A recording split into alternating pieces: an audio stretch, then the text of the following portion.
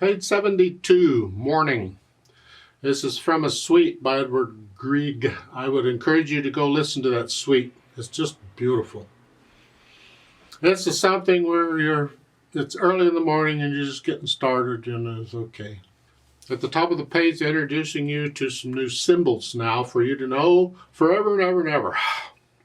One is a crescendo and the other is a diminuendo or decrescendo. Crescendo means to gradually get louder, and diminuendo means to gradually get softer. Big deal.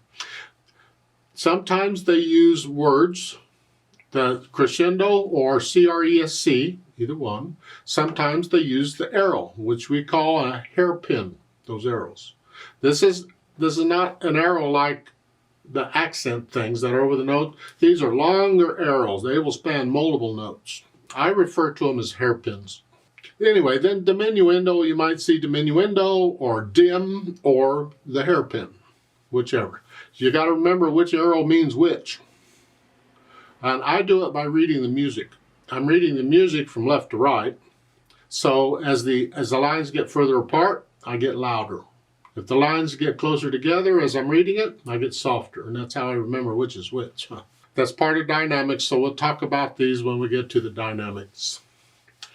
They're also introducing you to a phrase. Well, I've already been talking about phrases forever. We had slurs before, but a lot of times I've been trying to get you to interpret the music, and you need to understand phrases to do that. A phrase is simply a musical thought or a sentence. It's like we talk in sentences. Well, we have music complete played in sentences. Doesn't mean it all is, but then, okay, that's music for you. But a lot of times it's done in sentences. Now, sometimes the music will show you what the sentence is, and that's the curved line. The same curved line is for the slur or the tie. It's the same curved line. Good luck figuring out what it's for sometimes. But the idea with a phrase is you're going to lift up before and after the phrase, like taking a breath. However, you do not necessarily connect all the notes within a phrase.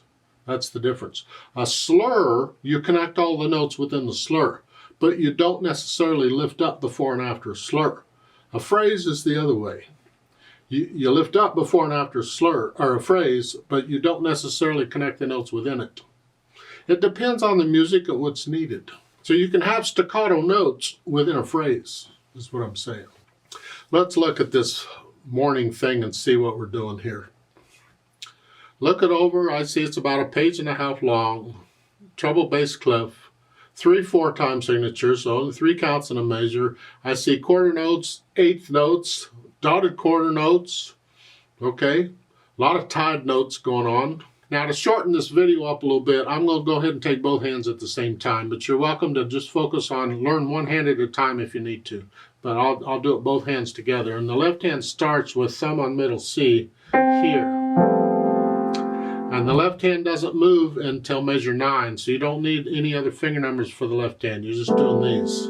The right hand, you have a second finger here, so it looks like we're in middle C position to start. We're not going to stay here, but this is to start. And we just cut quarter notes, just simple quarter notes. 1 and 2 and 3 and 1 and. 2 and 3 and. 2 and 3.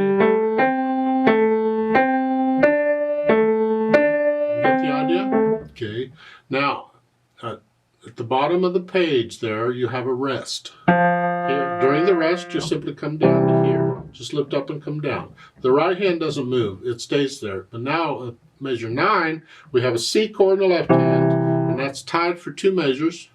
The right hand is here. The right hand gets the melody. Then play it again.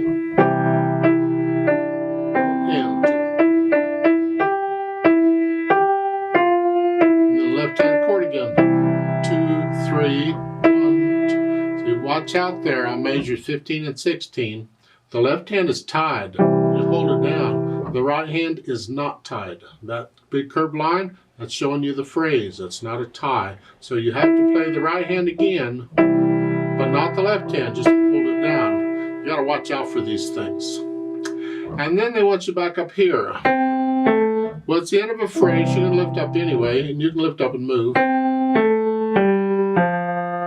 However, I want to show you another little advanced thing that we're going to get into later. Let's just do it now. As if this isn't hard enough. My right hand is here. My right hand thumb is already on that C that the left hand needs to play because they're sharing it. So since the left hand has to move, I could play on measure 17. I could play that C in the right hand. It's there. And as I play it, I get the left hand up where it goes, here. So I just have the right hand help the left hand out a little bit. I do this a lot in piano. Since there's no rule that says one hand or the other has to play anything, it's what's convenient. Well, I'm ending measure 16 here. So why not just go ahead and play the first note measure 17 in the right hand, it's here, and then move up. It's rather than doing this. Either way is okay. It's not that one's right or wrong. It's just different ways of doing it. I'm just trying to open you up to new possibilities here. I think I'm going to play that with the right hand and give my left hand a chance to get up there. Okay, and then the last two measures, you're here, and that's tied now, and then the left hand here. So you can see the different ways these curved lines can be used, and there's more than this, so okay. Once you have an idea what the notes and the rhythm and all that, get rid of the hesitation so it's a steady beat. And we think about the articulation, which would be the phrasing and stuff. It's connected. It's a very connected piece.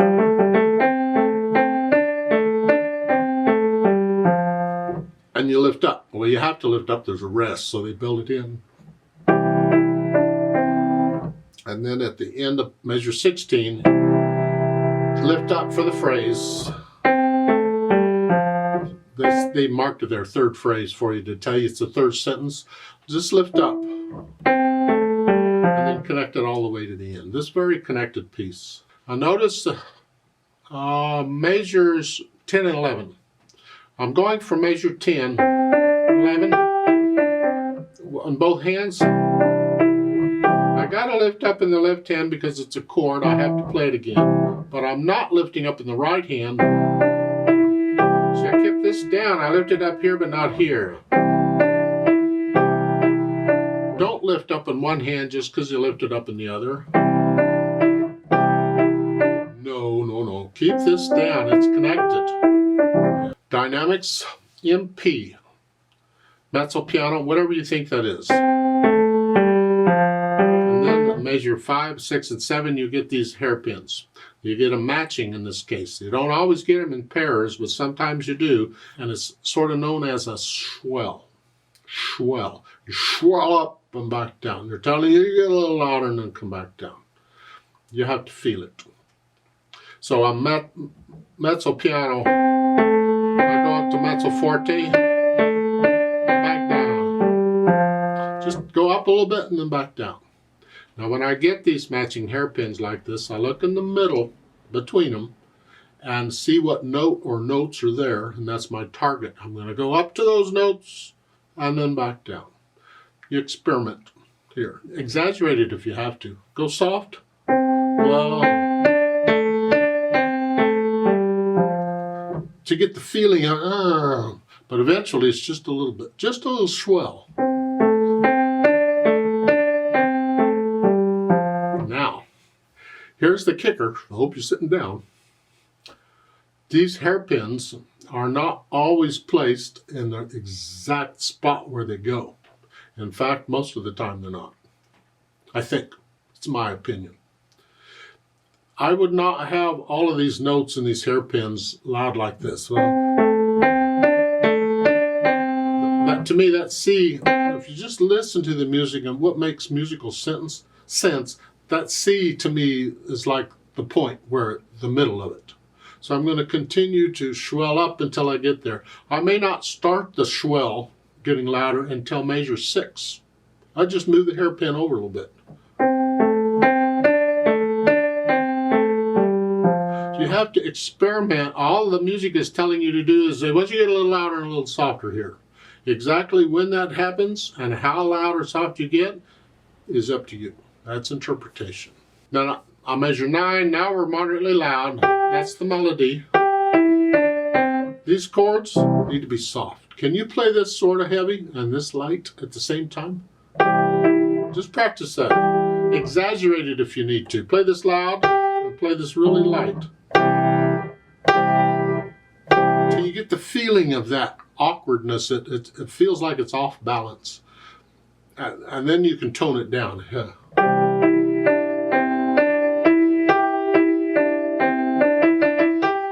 We go up to loud. And measures, what, 15 and 16, you get the hairpin to come down. Well, the left hand comes down by itself, and hopefully it's sort of moderately soft. Here. This is loud, and then come down to about a moderately loud. Come down a little bit. Because it's dying away, and then on measure 17, it's going to be moderately soft like you were at the beginning. And then the last line, you're going to swell up again. There. And then to give you a little hairpin to come down. You don't need a hairpin there. Not for piano. Because the note's going to die away on its own. And that's melody. So this has to be under it. So you're listening to that die away. Adjust and make this under it. Whatever it is. Don't drown it out. So the hairpin's kind of, yeah, we're going to do it anyway here. Now speed. Gently moving in this night. Well, listen to the orchestra. It's a gentle piece. Now they have pedal here a little bit. Here on measures, what, 15 and 16, where you push the notes down and then the pedal. And then lift the pedal up with the hands so we get a little bit of silence before we go to the next phrase. That's not what's marked. They've got the pedal going all the way so it overlaps. So you always have sound, but I'd like a little silence, just a speck of silence so I can hear the new phrase, so the start of a phrase. So I lift the pedal up with the hands at the end of measure 16 so I can hear it. That's interpretation. It's up to you on how you do it. In my opinion, you could also pedal the last two measures. Here, here, just push it down right after you play the F, and then bring it all up together. And the idea is, why are we pedaling? What's it doing? Here, it's coloring the longer notes. Now, we do this a lot in piano, because you hold a note, you play a note, it just dies away. It's got, ugh.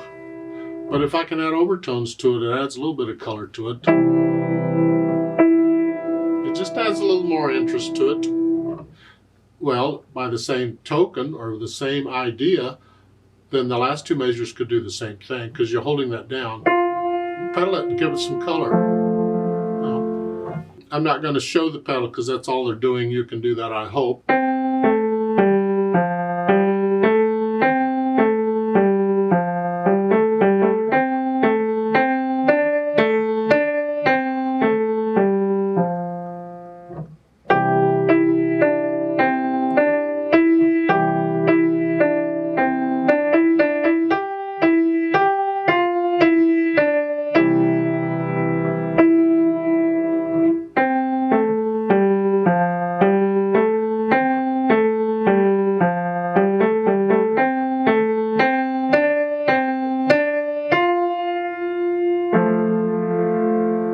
Please don't copy me. That's just one way it might be played.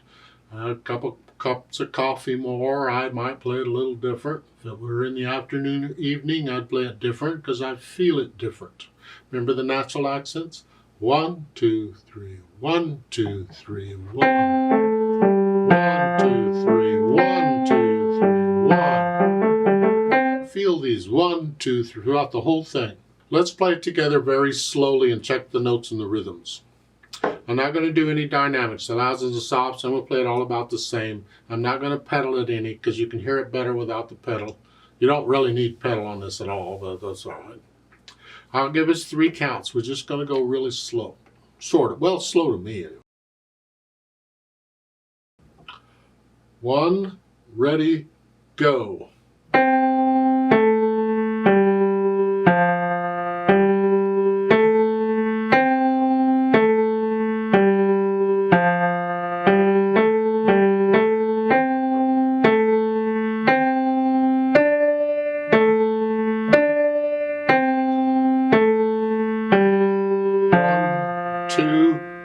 rest.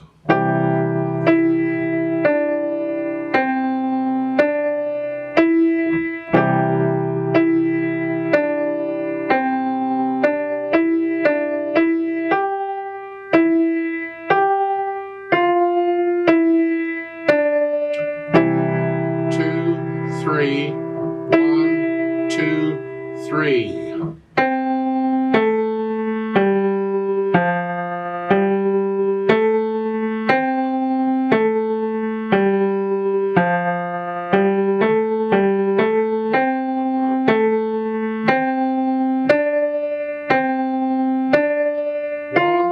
Two, three, 1, 2, 3, off.